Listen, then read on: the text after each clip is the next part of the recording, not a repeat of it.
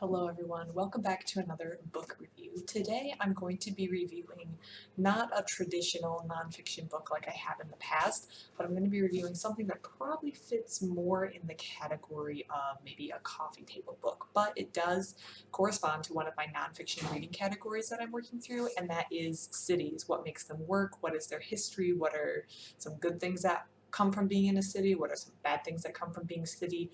Everything cities. So the book that I'm going to be reviewing today is The Monocle Guide to Better Living, and as you can see, it's kind of a big boy.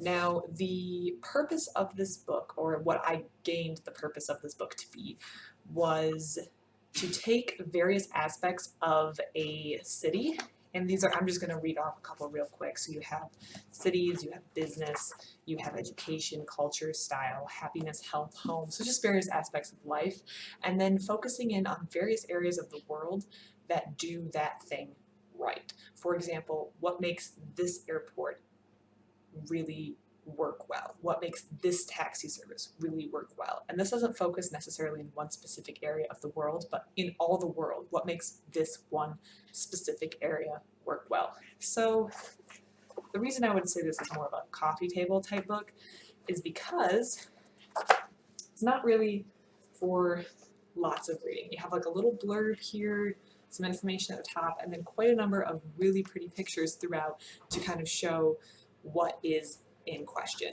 So that's kind of the way this thing is laid out, and then for each section they also include a short essay from someone kind of talking about the topic at hand. So this one is how to start the perfect business, and it's just 2 pages, so it's really quick to read. I read this over the course of several days, just got a cup of coffee, flipped through a few pages, read, and it was really, really interesting. So I have to say I really, really enjoyed this book.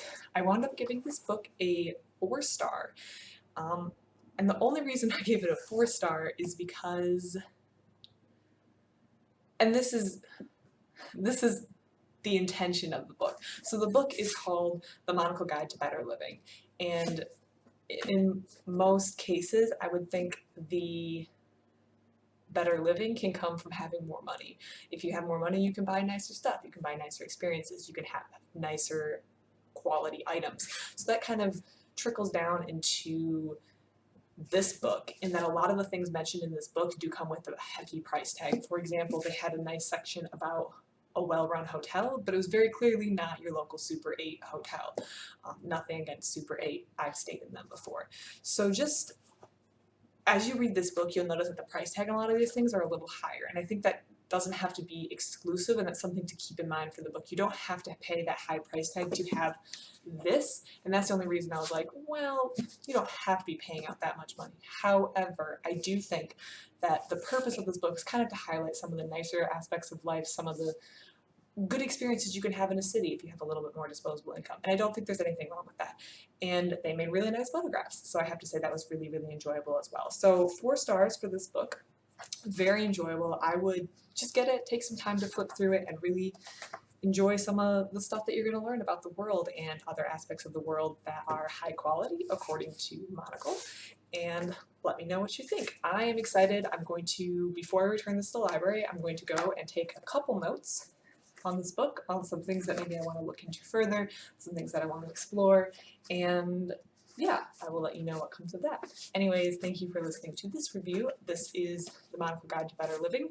I read this week and I gave it a 4 stars. Thank you and have a great day.